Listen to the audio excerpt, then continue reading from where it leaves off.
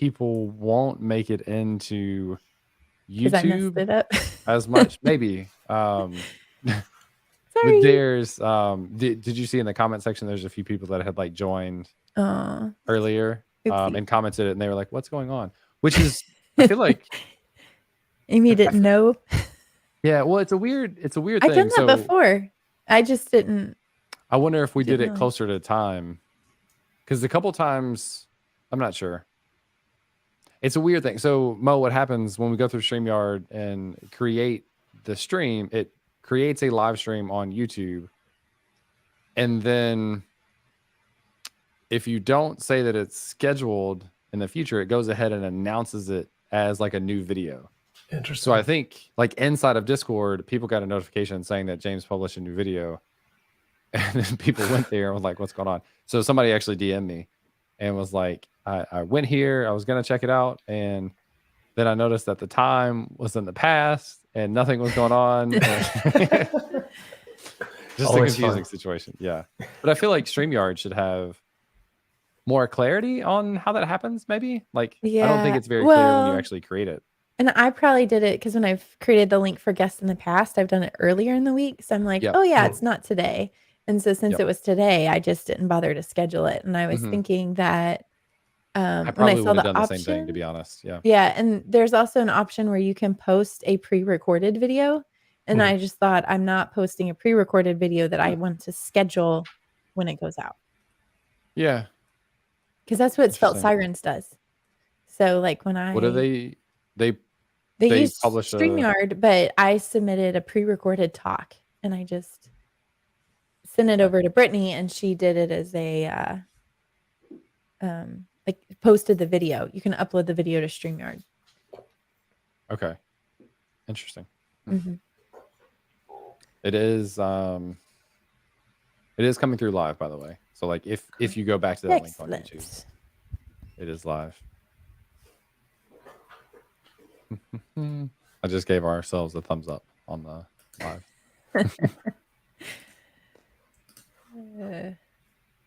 Oh, do you have any exciting travel plans or anything fun coming up? Yes, actually. We are planning to do the first cruise, my wife and I. Cool. So we're thinking Caribbean. So I just need to figure out.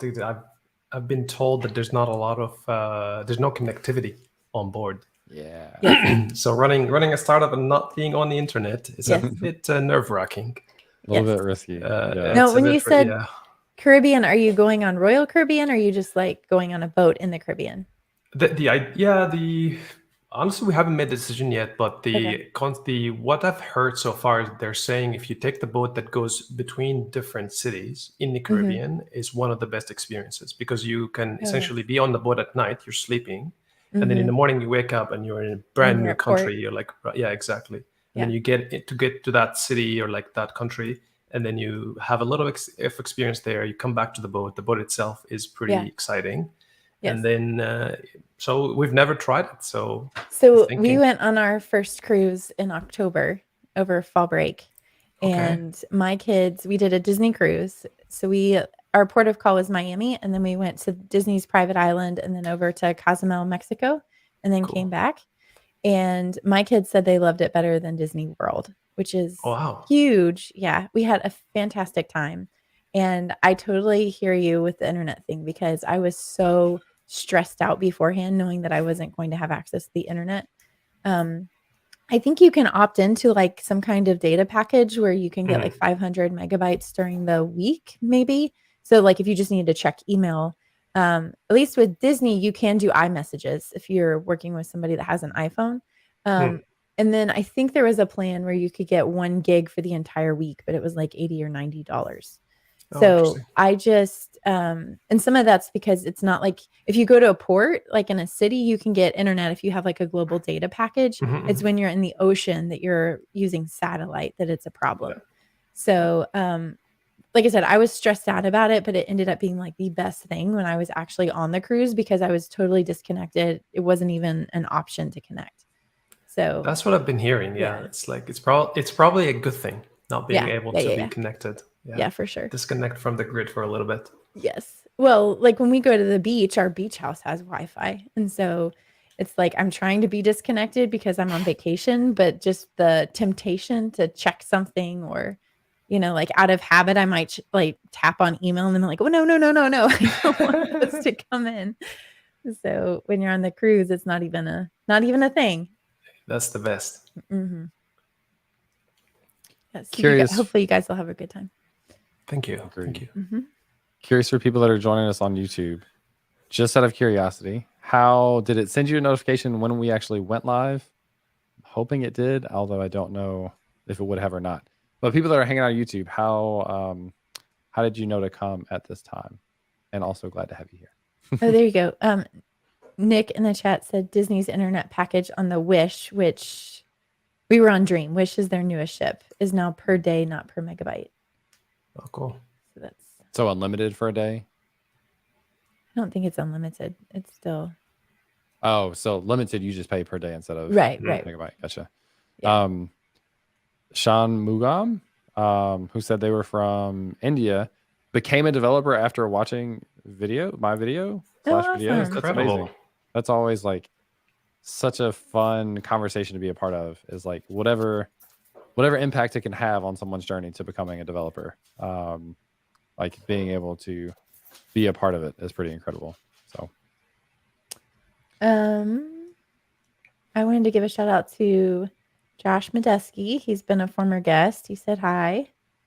And there was somebody else. They said they did get notifications. Yeah. Yeah, sweet. Good. Also, ML Harness is I've talked about this before. Trey, one of my best friends, who is now 2 blocks away. Have we talked about that they moved into our neighborhood? Trey and Anna did. So if you find out where I live, there's a 2-block radius if you can find Trey, which maybe is not a good thing to advertise, but did you ask his permission? Well, permission granted is Brad's listening. What's up, Brad? Yeah, what's up, Brad? Cool. It's weird seeing Brad on the other side. Brad's been co-hosting with us. Yeah, he's been helping us out, which has been great. Oh, there you go. Eric, another former guest, got the notification. At a certain point, like everybody's gonna be a former guest, chat. which is the cool. I mean, that's the cool thing, is we've gotten to talk to so many amazing people, and it makes it a ton of fun. Well, I've got several invites going out today because From you can always tell. Yeah, I was Mhm. like, you can always tell when James and I go to a conference because we fill up our schedule. That's awesome. All right, we need to send Ryan one. How far out are we booked? Into January. Yeah. See, and I want to invite like more and more people, and Yeah, it's but there's not. Go ahead and invite them. I mean, yeah. All right, we got to send Ryan. will you I send me got a you on my DM? list. Or okay, you got them. DM me. Sure, I don't care. That's work for me to do.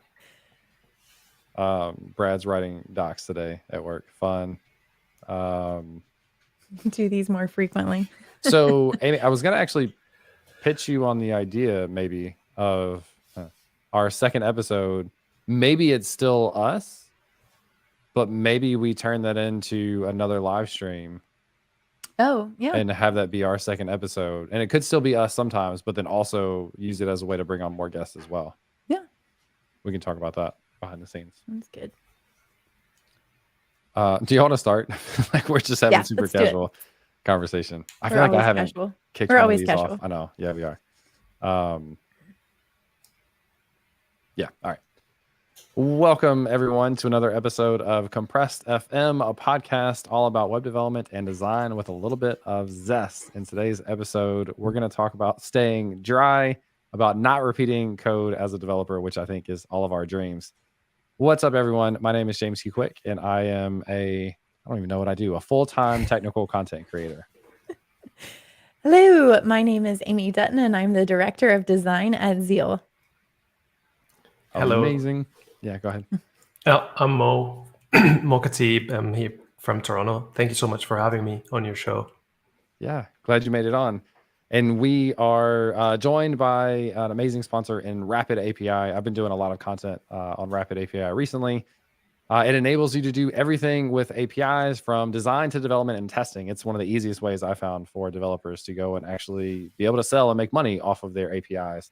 They handle over 1 trillion API calls a month, which is pretty wild. And then they have the Rapid API Studio, which does almost everything with Rapid API. You can secure it, thoroughly test it, schedule a test, monetize, etc. And they recently launched the Rapid API VS Code extension, their client extension. And it's kind of like a Postman thing where you can send all of your test requests for your CRUD endpoints. Actually, I'm working on a series of building an API in Node.js with TypeScript, and I'm using that extension to test, and it'll be published at the end of that. So you can check that out on YouTube starting next week by the time I'm recording this. But anyway, thank you for Rapid API for sponsoring. And Mo, again, welcome to, I was going to say the channel, the stream, whatever it is that we call it. Do you want to give people a little bit more about your background, and then we can talk about Buildable? Absolutely. Absolutely. Well, first and foremost, thank you so much for having me. Yeah, so I'm Mo. I'm currently the CTO and co-founder of Buildable. Very, very technical. Started my journey into tech using the hardware, so electronics, building different components, solving problems. I've always been entrepreneurial, like ever since I've been a little child. Started by selling chicken, more non-technical, definitely not technical, but it was exciting nevertheless. And then I started into building components, electronic components that solves particular problems. And from there, I got in love with technology in general, and was introduced to software by my uncle, who was a Oracle database guru. So I got into the Oracle database development. This is probably 16, 17 years ago. And from there, I just fell in love with software and what software can do and the capability of software. So I went through the typical journey of like someone of my age, went into the big enterprise, doing Oracle database development, SQL, PLSQL, Java, C, all of that. And then all the way until I got myself through Ruby on Rails, Python, and all the way until JavaScript, where I stand right now. I am a huge fan of JavaScript, TypeScript specifically. I love building systems and big systems, and something I'm super passionate about is taking a huge problem that is really difficult and simplifying it, because I found that almost everything in life can be broken down into components that the component themselves are not that complicated. So if you focus on that, then you could find some really interesting solutions for some really, really difficult problems. So yeah, that's a very quick intro about myself. I love the path from a coding perspective, because I did something like similar. Like I was getting into web development space in general, and I'd never done JavaScript before. I started with like mean stack basically, except not Angular, just like templates and Node. And then I went for like WordPress for a while. I did Ruby on Rails for a while, and kind of circled around back to the JavaScript space, which I feel like so many people, that's just like, it's like you're going down this funnel and it keeps getting smaller and smaller. And at the end of it is, at least a portion of it is JavaScript. And that's like, for me, I think an exciting reason to be in the JavaScript community, be in the ecosystem, because so it can do so many things. It's so prevalent in so many different spaces. And it is interesting to see how many people have done a lot of different things and then kind of end up in the JavaScript space. Yeah. It's totally true. I remember back in the days when I used to do Ruby on Rails, I used to look at JavaScript and be terrified. I'm like, wow, this looks so scary. Like, Exactly. async. Yes. Oh, how do you what? Promise? What is this? But now, like I'm like, oh man, JavaScript is so elegant. I just absolutely love it. I did want to point something out that you said that was kind of interesting. So I was at the Jamstack conference this past week, and my favorite talk was the one where they had done a survey for all these JavaScript developers and said, this is the state of JavaScript. And there are a number of people that are calling themselves TypeScript developers now instead of JavaScript developers, which is an interesting distinction. Mm-hmm. Yes. It's interesting. I heard recently that there's a new proposal now to introduce type into JavaScript that's being considered, which might be pretty interesting. I looked into the syntax of it. It's not going, like, you're still going to use TypeScript, but a TypeScript syntax would be a valid JavaScript syntax, which is pretty interesting. It's interesting because like similarly on that transition, I had I'm admitting, like right now, obviously, I didn't know then, but I used to push TypeScript pretty bad. This is back in the days, like right now I say like, okay, TypeScript is pretty cool.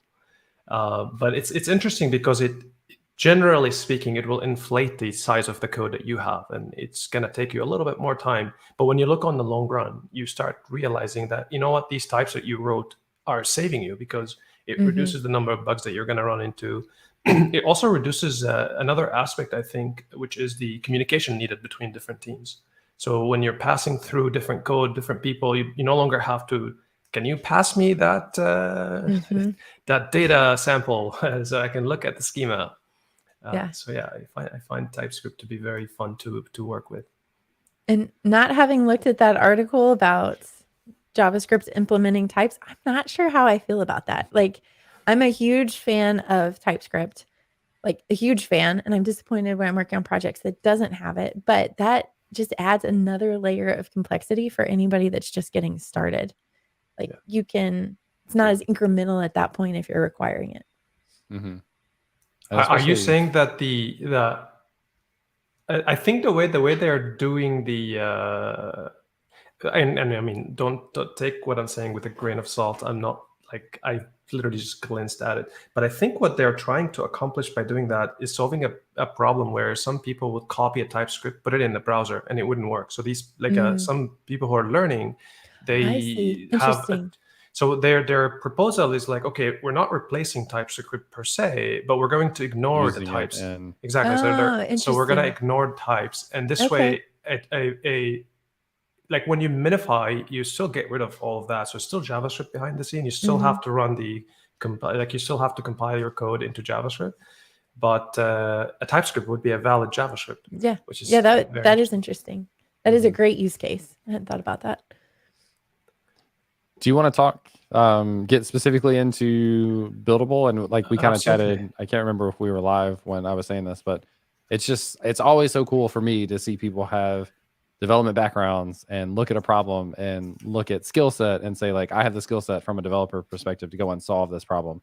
So if you want to start with like, what were the problems that you saw? And then what is Buildable and why did you build that to help answer or respond to those problems?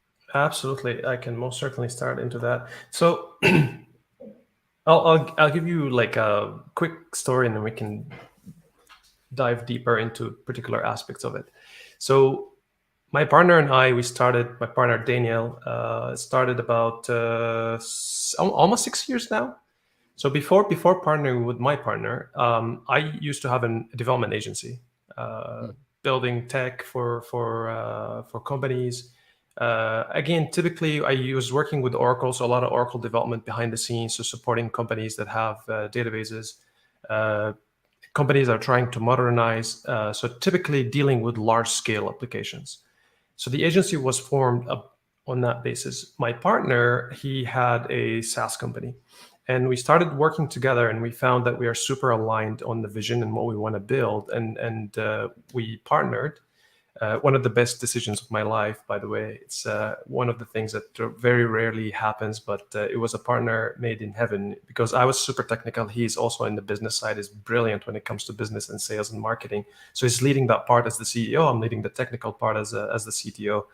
And we started continuing as a development agency. So we would take on these big systems. We either help them migrate or building something net new, or you're a business and you want to modernize or you want to automate a certain aspect of your business, and we did that.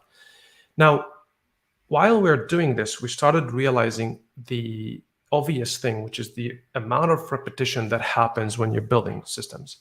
So everybody knows that, like, hey, like if I build something, I can use it again. So that's great. So you could build a function that can log a user in or create a, like, okay, here's an email, here's a password. Let's create the encrypted password. Let's store it. So like in theory, you could say like, okay, I can go back and use it again. But in practice, what we found is that when you are getting this new project, you have a completely different set of requirement. Maybe you're using different technology. Maybe the formatting changed, like maybe in one project you were doing something functional. In another project, now you're doing object-oriented approach because it fits the niche problem that you're solving. So we started looking into that problem and starting to figure out, are there ways where we actually can make the problem reusable? And that's the whole concept behind Buildable, is we're trying to figure out, that's where we started. We started about looking into getting an aspect of getting a problem that we have the solution for and making it reusable always without having to worry about things. Now, of course, we went through so many different iterations of that approach. Like, I'm not going to get too much about the technical things behind this, but the premise was, okay, let's take the code and convert it into metacode. Metacode then gets produced into code that can run in the pipes, and all you need to know is the input of that. So it works like a black box. So you now have a black box that receives an input and output of results.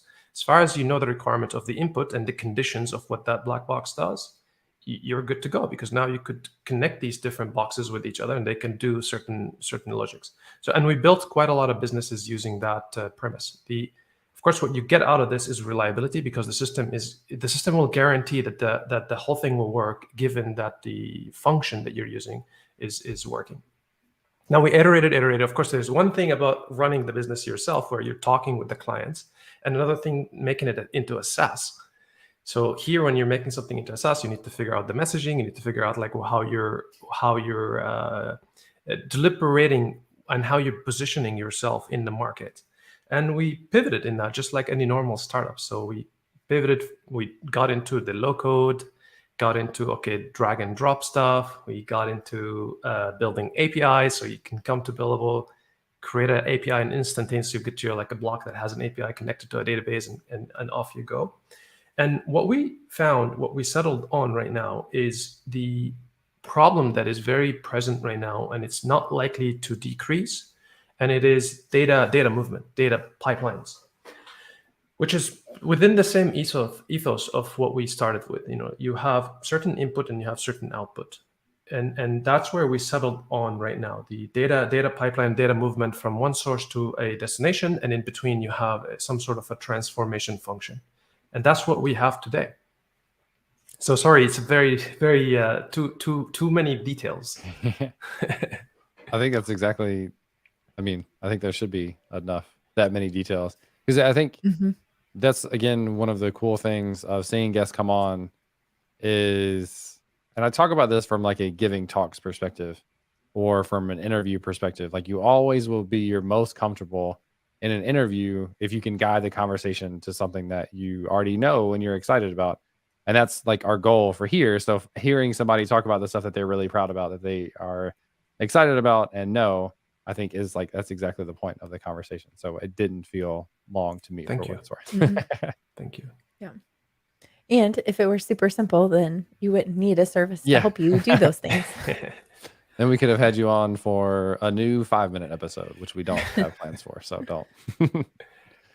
So what's kind of the current stage of where you're at in terms of adoption? I don't know how many numbers you can share, whatever you're comfortable with, but users, use cases, that sort of stuff. Where are you currently?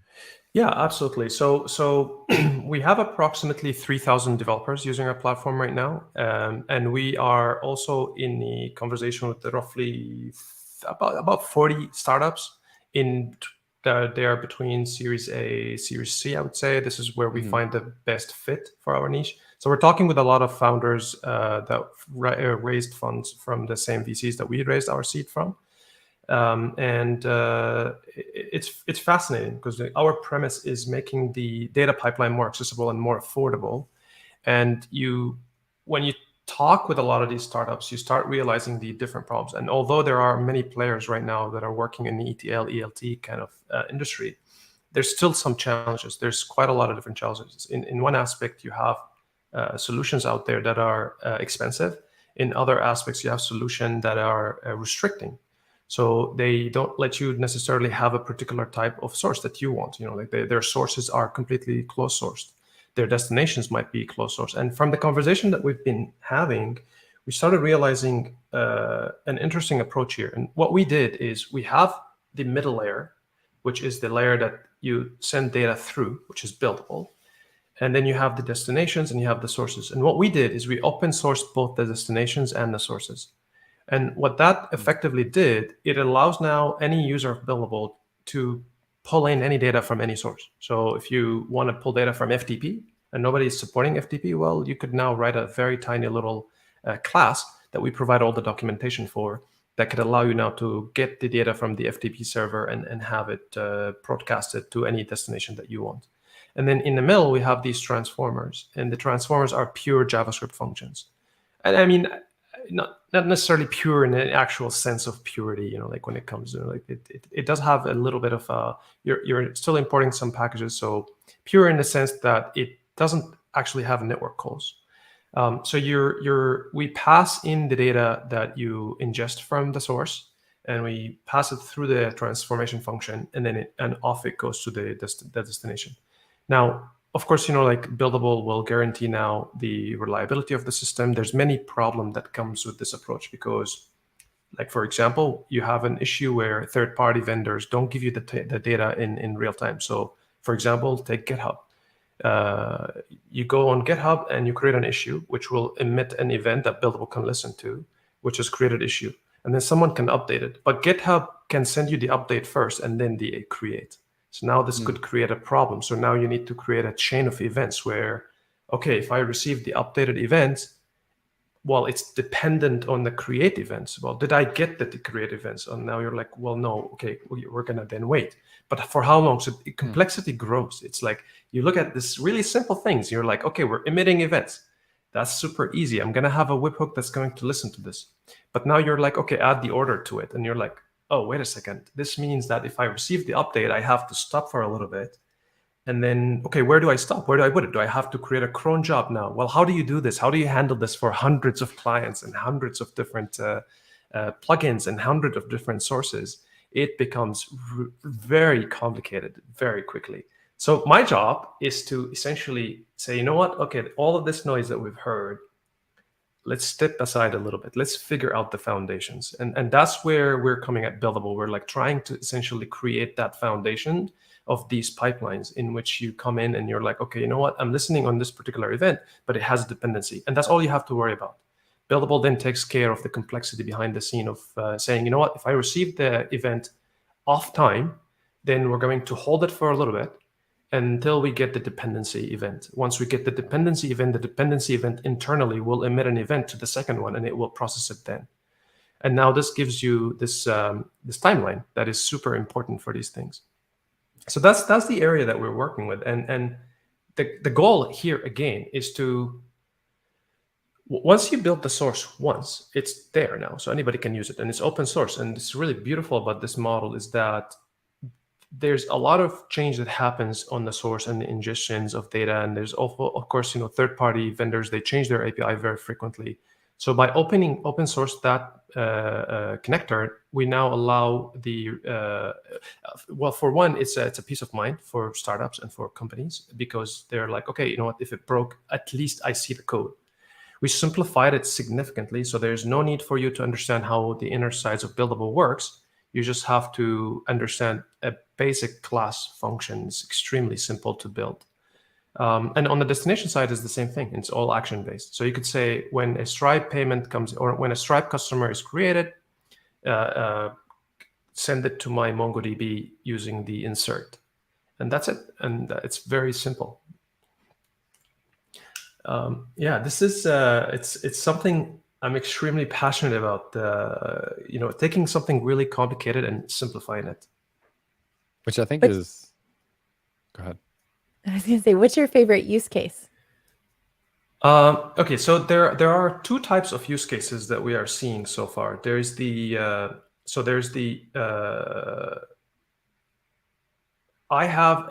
example, you have a SaaS product that they have so many different providers themselves. And they want to open up integrations for third parties, but they don't want to go ahead and develop every single one of these integrations. So instead, now they use our APIs to create for their customer a integration with Stripe. So instead of having to code the whole thing, you don't have to do this anymore. You just essentially call our API. You say, I want a Stripe connection for this customer. You give us the credentials that is required for our APIs, and then instantaneously now you either create a direct, like for example on the SaaS, you could offer a connection to Stripe and Slack on your SaaS, but you don't actually have to write a single line of code. So we effectively here reduce the complexity of your system. Technical debt is lower now, and the repetition is lower. So what you now do, you call Buildable. Buildable creates this connection. We manage that. You then give us the Slack connection. We manage that, and then you tell Buildable when the Stripe create customer is initiated, send a Slack message to this customer, and we will take care of the complexity behind the scene. Now, of course, you could set up a template, and because there's transformation, you don't necessarily want to send that payload as is. So you need to transform it into maybe some nice message, and that's where the transformer comes in. But all of this can be done programmatically. So you could use it. You can go into our UI and use it, but you could also do it programmatically. So that's one aspect of it. The second aspect, of course, is the historical thing, which is load my data historically and move it from, say, my Postgres database into Snowflake, or from Postgres into BigQuery. And that's coming soon. So this is something we're working on right now. Awesome. But again, we're taking a different approach to this problem. And it sounds like with that first use case that you mentioned, if your API changed, you don't have to rewrite all of your integrations. You just rewrite your one little piece that connects and sends off. Awesome. Precisely. That's precisely the case. Yeah, it definitely reduces the technical debt, because what you have right now, you have whenever you introduce a third party into your ecosystem, you're going to have to write some code in your system to communicate with this third party. And a lot of the time, it happens ad hoc. So especially in the startup world, because things are chaotic at the startup level, like you're having a meeting and you get super excited and you're like, we have to support this feature. You go to the developers and you're like, oh, we're supporting this feature right now. Okay, great. We need it in a week. Fantastic. So you go in and you write your code and you're like, okay, it works. Well, where did you put the code? In the user service.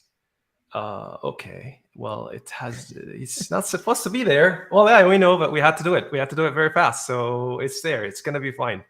But then you grow and it's not fine. And then you're like, oh my God, I have this technical debt and we have this service that is so tied together and we cannot untie it. It's very difficult. Which again, it leads me to one of the other principles that I follow heavily, which is I always tell people, don't refactor, rebuild. Refactoring is terrible, at least from a certain perspective. I think refactoring is one of the sometimes you need to refactor, but in a lot of time, from my experience, I found that if you rebuild, you're better off because you could summarize quite a lot of the learning from the mistakes that you've done in the previous system. And when you rebuild something new, it just becomes so much better. And you reduce your technical debt. I'm reacting to a comment in the chat. I will try to get rid of that.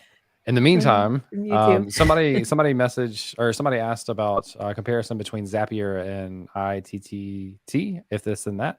Can you talk about how the parallels and maybe the differences between Zapier, if this then that, and then Buildable? Yeah, absolutely. So there's a lot of similarities between Zapier.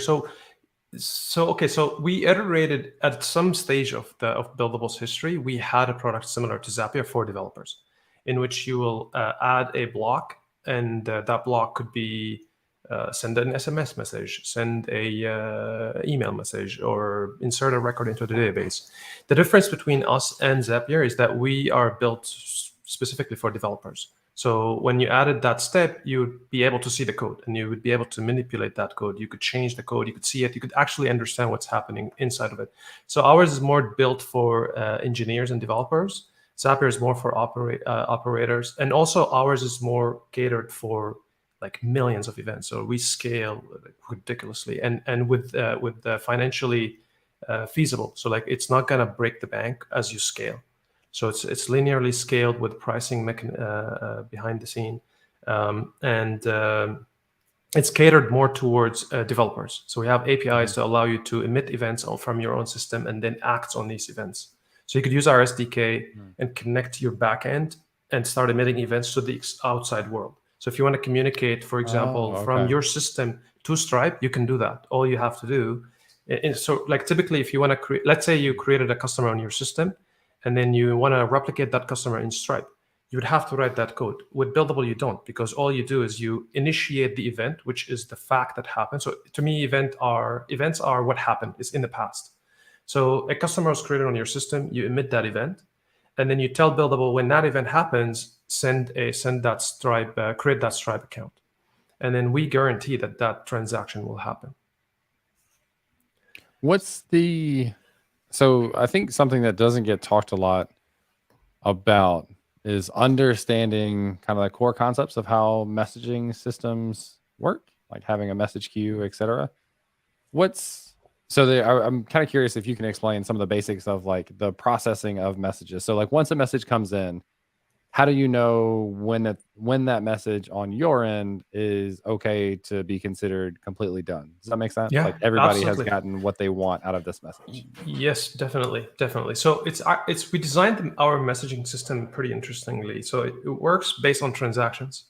So you create a topic, which in cases usually it has subdomains. So you have, like, you start with a client ID, for example, and then you have the organization, then you can have the teams, and then you could keep subbing until you reach to the final event. So you could go, so for example, in the case of a Stripe create customer, it'll be some ID followed by your namespace that you create for your organization, your subname for your Stripe, and then create a customer.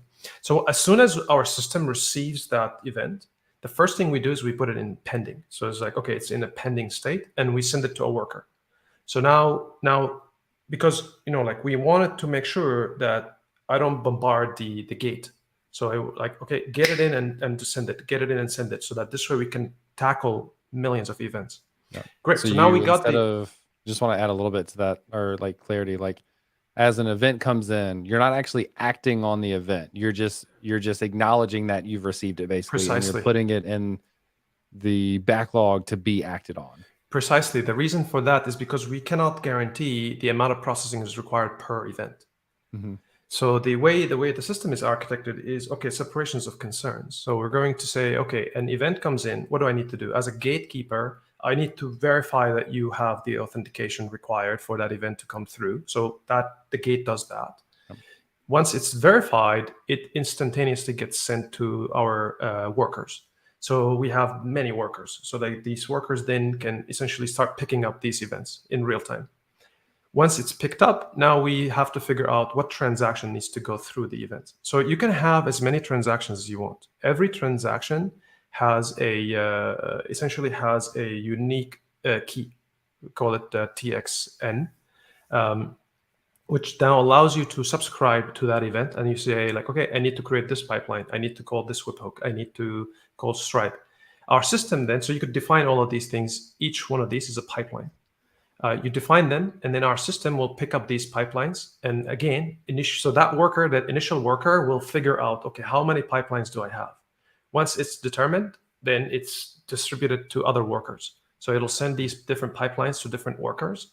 Each worker now picks on these pipelines, which again branches one more time, because you now have to send it to the transformer. So the transformer now again gets branched, like you send it to the transformers, it goes to the transformer. The transformer plays as a filter as well as transforming your data. So like you could write your own logic there. So for example, you could verify that, this data is legit. Maybe I don't need this data is not important, because believe it or not, with the growth of data, filtering data is just as important as like getting the data, because there's a lot of noise in the data and not every data point is useful. So the transformers allow you to do this. So you could not return anything in your transformer, and that would essentially break it will essentially stop the pipe. Now, once all that is done, then the event gets updated. The state of the event goes from pending to processing to processed or failed for that reason. And then of course we have the retry. So every transaction has its own state. So like you now have the event state, and then you also have the transaction state. So the transaction can fail, and then you can retry, and then you can essentially go. Essentially, it follows a retry policy. Yeah, I've been in that situation multiple times, but it's like the concept seems simple, and then when you start like getting down into the nitty gritty and how do you distribute stuff? How do you make it performant? How do you handle errors? How do you make sure you don't lose data? Like, it escalates so quickly when you're working on, and this is just the difference of like the tutorials that I get to do on YouTube versus like real world applications. There's just so much more that has to go into it. Absolutely. Yeah, it's I'm always fascinated by the complexity that occurs, like when you add all these different systems together. Because, like you go from that, to your point, you go like, okay, how difficult it is. You're getting an event and you're processing it. But then you're like, okay, we're doing JavaScript, but now we're introducing Python as a transformer. Okay, what are we going to do? Okay, so should we do it in serverless? Oh yeah, we can do it in serverless. Okay, great. But now you have latency. Oh man, okay, so what do we so so just keeps going. It just keeps going. And then like we are adding also extractors, which is kind of, it beefs up your event. So you're getting an event and you want to enhance the data on the event. So these are extractors that you make network calls. Well, okay, you're making a network call. How long do you wait for that network call? Well, it depends. Like, okay, what do you do if you receive the payload that is so large? What do you do with that? It gets really complicated. And then when you get into the ETL, it's a completely different story, because now you're like, okay, we're loading 10,000 records. Okay, where do we put them? Well, in memory. Okay, well, what if the records are too large? Well, you can't fit them in the memory. Okay, you scale the server. Well, how do you scale it? Well, where do you put them? No, you can't put them. But there's idempotency, because the failure, if it happens, it gets really complicated. Mm-hmm. But the fun part is, and what I've found is, if you do not focus too much on the, like when you think of something that is super large, sometimes personally, like you get discouraged. But I found more than often, like if you break it down, it's really not that complicated. Every piece of it is not that difficult, and it can be done. Yes, it's going to take time. It's going to take effort. It's going to take thinking. But it's really not that. It's like once you break it down, it can be done. I always motivate myself by saying, we went to the moon with the compute power that is less than the mobile phone and my thing. I can figure out how to process an event. It's not the end of the world. It's like that old riddle. How do you eat an elephant? One bite at a time. Same thing. Absolutely. It's a hard thing for people to do. I've seen this like over and over again from a teaching perspective. Like when people are supposed to build their portfolio project, they think about this big, huge project and they get overwhelmed and they try to do everything at one time. And like the hardest thing is to be able to like stop, break it down into small chunks that you can do independently of each other, at least to a certain extent, and then build them up progressively. I actually did a video on YouTube a while back of like, what's the number one trait of a senior developer in my mind? And to me, that is the ability to break down problems into smaller chunks, but then also being able to communicate them. Because as a senior developer and like whatever titles you use as you move up, like part of your responsibility is being able to communicate that to your team, to other teams, to upper management, etc. And so it's being able to like do that breakdown to like keep your poise while you're trying to break something down, accomplish being able to break it down into smaller chunks, and then also make that digestible for other people so they can understand it too. Absolutely. I think this goes 100%. I completely agree. It's and like what I found, the more I do this startup and tech, and you get humbled because you're like, we figured it out, and then you're like, oh no, we didn't figure it out. We don't know anything. No, I have no idea what it's I'm a constant cycle. And like the more that I'm doing this, and started realizing that, you know what, I don't know anything, and no one does. Like really, it's like these are really hard problems that you need to figure out the solutions for, like whether it's the business and figuring out product market fit, or figuring out what's the next product that we need, or figuring out how to solve that particular problem. Like I think it's totally okay not knowing. That's the beauty of it. Like you go into something where you have a particular vision and you're trying to see if it can be done. And to me, like I really like something that Elon, I think, said, is that if it doesn't break the physical laws, then you should be able to figure it out. And bring it back to first principle and dissect it from there. Go down to the lowest level, break it from there, figure out the solution, and build on top of it. Yeah, I think that's one of the reasons why we struggle with imposter syndrome so much in this industry, is because learning is uncomfortable. And that's just part of growing, is you have to get you have to get comfortable with the uncomfortableness of it. 100%. I completely agree. And honestly, like the more I learn about this whole thing, the more you realize how true it is. Because when you're learning, to your point, when you're learning a new concept, there's always this resistance, like I don't know what it is, like it's maybe my monkey brain is like, no, I don't want to learn new things. But it's interesting, but you find that the hump, like I found that there is a constant time for that hump, at least for myself personally, is that this difficulty as you go through it, and then you're like, okay, yeah, I reach, and then you're like, okay, now I understand it. Now it's like, now it makes sense. But if you give up, like just here, you're literally maybe like a couple hours away from just getting the concept. And that's the key point, is like, keep pushing. I always tell everybody, like, keep pushing and don't die. That's our job as like startup founders, as developer. Keep pushing and just try to figure it out. That grit. Exactly. Yeah. Exactly. Yeah. I think so much of learning concepts of computer science or engineering or whatever comes from experiencing it. So I've talked about this a lot. Like I have a computer science degree. I don't think I graduated with the knowledge of computer science that I should have. And it's because we were learning about things that I hadn't experienced yet. Like it's really hard to understand in object-oriented programming why you would make something private when you're not working with another developer, or like you're not working with a team, and you don't understand that like someone else is going to use this code that you've written and you don't want them to mess it up. It's hard to comprehend like why we have these concepts, why we're being taught these things without actually experiencing it. And so like the downside is, as you build something, it gets more and more complicated and it's overwhelming, and hopefully you have the ability to slow down, digest, break it down, and execute.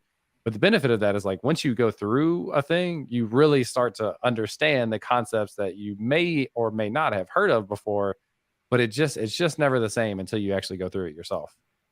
Absolutely. Yeah. It's and also it changes your perspective, like when I think if you go about learning something with an open mind, you start realizing how much we did not know, like you're getting into a concept, and I learned this the hard way. But at the end of the day, like it's a learning that counts, and you progress. That's the premise. Mm-hmm. We had a comment from Scion on Twitch. Said, I'm learning web dev, and that was a legit question I had when seeing OOP, object-oriented programming. It's I don't know, and I think about like teaching in a classroom in general. And I just think of it, this is a little bit too negative, but I just think so much of teaching is a waste, because it's just, you're teaching somebody, like, if they don't care, they're not interested, it's just not going to resonate.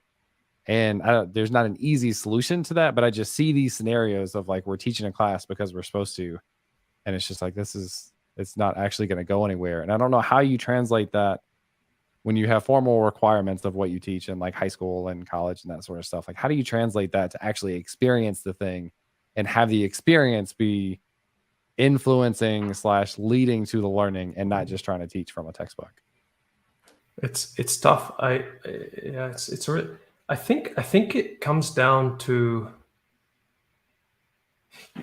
you see, everything that we learn was made by other people. So these other people, when they built whatever they want to build, they built it with the context, a particular context. And a lot of the time, it's extremely difficult to convert, to essentially pass that context from the creator to the student or whoever learning that context. But if we trust that, like, okay, whoever built that thing knew what they were doing given that context, and that the context is eventually going to be given to you via the learning, via the experience, you're going to go through life and you're like, okay, you know what? I trusted this individual person who created this thing because they had this context. And now I'm learning about this context and grasping the context. So I'm going to have a little bit of faith, going to jump in because, I mean, not always. Of course, sometimes you have to be very careful about that. But generally speaking, when you're learning programming languages, the people who created C and this premise behind them, they're very smart people. They're very, very, very smart people. And they had a particular context that they were solving and they were going after. And I find, a lot of the time that I resisted certain concepts, was due to the fact that I did not have the complete context in my mind, which gave me which made me biased, because now I'm like, okay, I'm only looking at it about this problem from my own context, but I missed a huge chunk of the actual context that made me make a decision that is completely incorrect. So I think as far as you have that in mind, it'll help with the process of learning, because you're going to say, okay, you know what, like, okay, it's not making a lot of sense, but I'm going to go with it. I'm going to try it. I'm going to see it. And then, it comes back and you're like, oh, okay, I get it now. Yeah. I've got kind of a more, maybe a little personal, maybe a little philosophical, so you can kind of take this however you want. Just out of curiosity, like, again, like one of the things that I think most excites me as a developer is having the skills to like see a problem and go and solve the problem with programming. As a founder, as like starting your own company, do you have any specific goals around that, like end goals? Like some people want to create something because they want to be acquired, and then they want to make enough money to go and start another thing and go through that cycle. But just out of curiosity, like, do you have any specific end goals in sight for you? Yes, absolutely. My big goal is to create a research center, scientific research center. So, and again, like I'm a huge fan of education in general. And my end goal is to create a research center that can facilitate into developing and discovering new technologies, and also facilitate in the process of the learning journey. So essentially invest in schools, and then bring in these new generations of scientists, or new generations of techies, and new generation of engineers that are working on problems that we have that can essentially be turned into a business. That's my mission. That's my goal. And that's like, I mean, Buildable is part of that, so like we do focus quite a lot on scientific methods, and like how we build certain things, how we aggregate different information, and how to figure out, like, the key things in life, in my opinion, is knowing that there is a probability that you are wrong. I think if you go with life, very high probability that, like, chances are you are wrong. And honestly, from a philosophical point of view, that the realization that came to me for that was this thought process. I told myself 4 years ago, I believed something deep in my heart that to be true. And then today I'm like, I look at that and I'm like, whoa, that was so not true. So I'm like, well, then I have to be in that same position today. Whatever belief that I hold cannot be 100% true. So, but finding the truth, though, is extremely important. So how do you find the truth? Well, we have the scientific methods. So, okay, you go about that from that premise now, and there's nothing that can stop you, because you're like, okay, you know what? I'm going to update my belief ongoing based on the information that I'm gathering. So I need to make sure that the information I'm gathering is correct. Well, there are ways that you could do this. And of course, you could also improve it, and you can also update your belief on that section as well. But as far as you're doing this, and as far as you're open for change and open for updating your internal belief, I think you could progress forward, and the society can progress forward. So if you go down all the way to the root and you start teaching the kids that principle, I think you could accomplish quite a lot, because now you go and you start telling these kids that, you know what, in schools in general, you're teaching them the foundations of thinking, the foundations of determining realism, like what's real and what's not real, what's like what's true in your particular case. I find that to be super fascinating. I'm just very, very passionate about figuring out the next optimal move in almost anything. It's a very humble stance, because being willing to say, I accept that I'm probably not right, or that my opinion can change. Because a lot of people are going to put a stake down in the ground and say, this is where I stand no matter what. And they'll go down with the Titanic just because of their arrogance. Yeah. Birds aren't real. Thanks, Ryan. It would hurt. It would hurt. At the end, I think it would hurt only you at the end, because at the end of the day, we're faced with we live in a real world, and whether I like the reality or not, it is what determines the effects and the results of what happens in life. So I'm better off knowing what's true and deal with it, rather than pretending that my version of truth is the truth, and then essentially be surprised with the results. And you're like, so it's I'm always fascinated by that. It's such an interesting twist of thinking, but it's very powerful, though. It's very, very powerful. Well, as a startup, I'm sure that mentality is to your benefit, because I know a lot of people that are set on a path and they've said, this is the path that I'm set on and I'm not moving. But with your stance and philosophy, there's a lot of flexibility there to continue to move forward, but whatever direction or path that might lead you to. Absolutely. And it's so important in startups. I mean, we pivoted so many times. And I mean, the vision always stays the same, but you have to pivot because you also have to listen to people. We can't force our opinions on other people. Yeah, it's so important. Do you guys do you have like a good feedback loop or like UX research to be able to get that information back?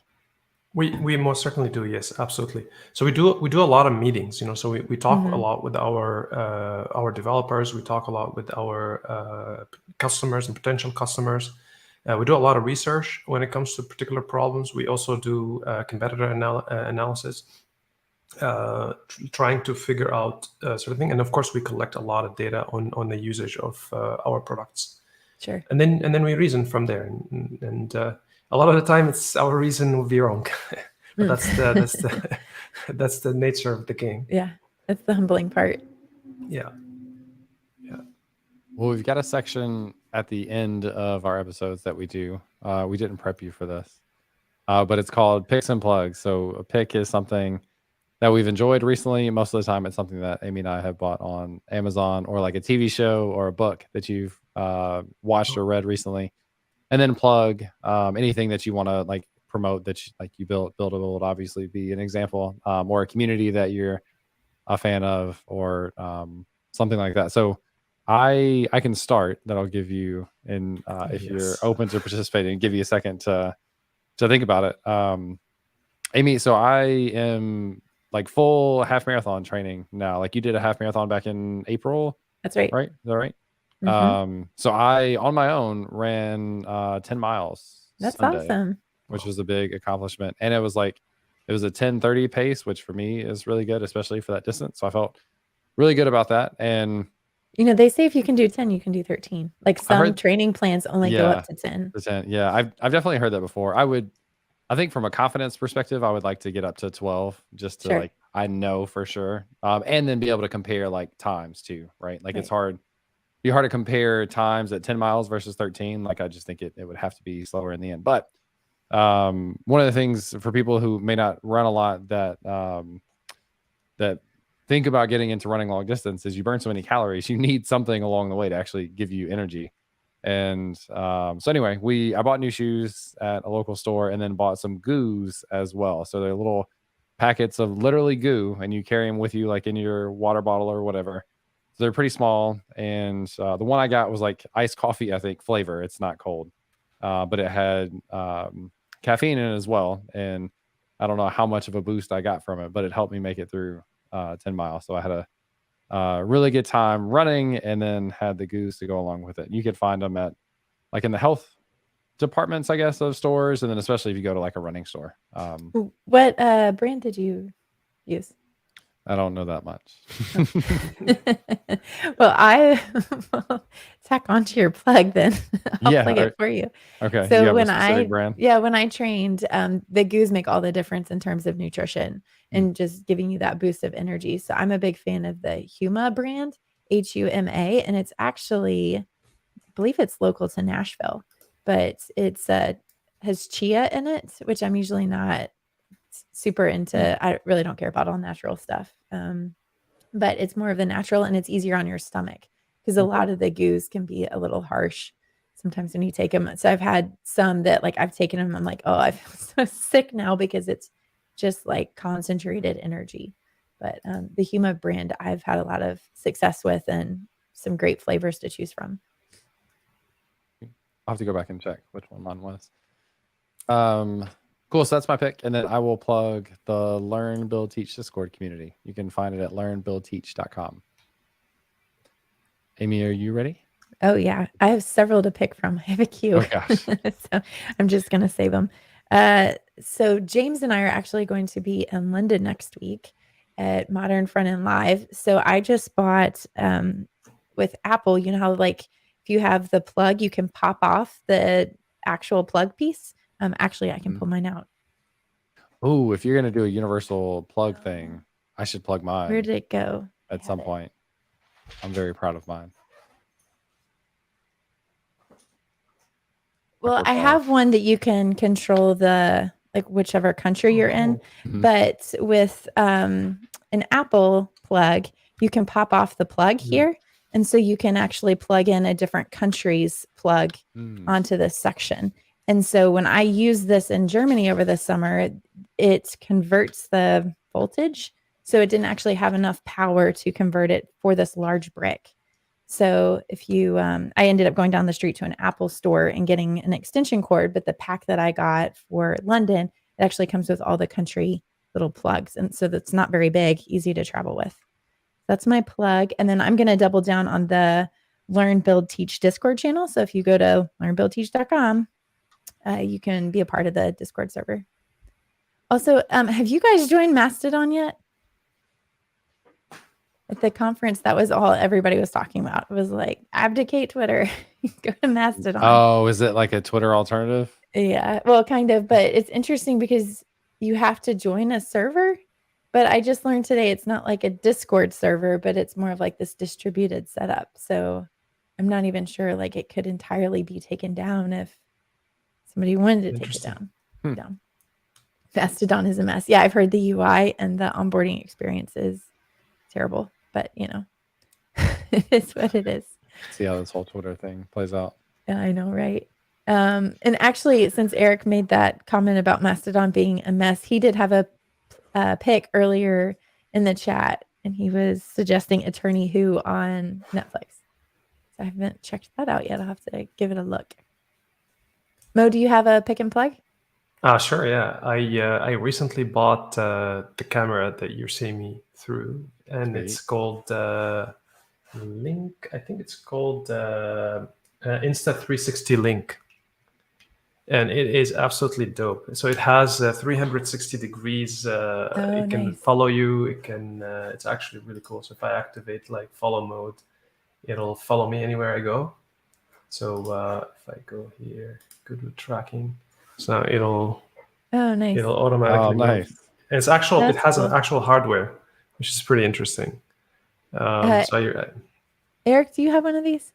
I know he has a 360 camera, and he took his on stage, I think, at an event, which is great because he was able to get like a great picture. It's really, I really love this one because also it can focus on board. So if you have a board, it can zoom into the board, and you could you could sketch and write, and so I really like it. It was one of it's a good purchase. The video quality looks great, also. Yeah, the GoPro 360. This one is called the Link 360. 360. It's called Insta 360 Link. It's the 360 Link. Awesome. Insta 360 Link. Yeah, it's pretty cool. And I guess if anybody has any questions or would like to talk about data movement or real-time processing, I'm more than happy to chat. Usually it's best to find me on Twitter _Moe Katib. I'm happy to have a conversation about like any data movement or ELT or development in general. Cool. I'll add your Twitter link there. And I was putting that in the behind the scenes notes. I will also add it inside of here so people can find it. That Insta 360 Link camera is nice and tiny. I pulled it up. The stuff that follows you is pretty cool. I get advertisements on TikTok all the time for it's a much cheaper one, but it's actually just it's a holder for your phone. So you like set your phone in it, and then it swivels to follow you. Interesting. So, yeah, very interesting. Did you talking about cameras? Chris Sev posted on Twitter this week comparing the iPhone 14 with like Sony camera.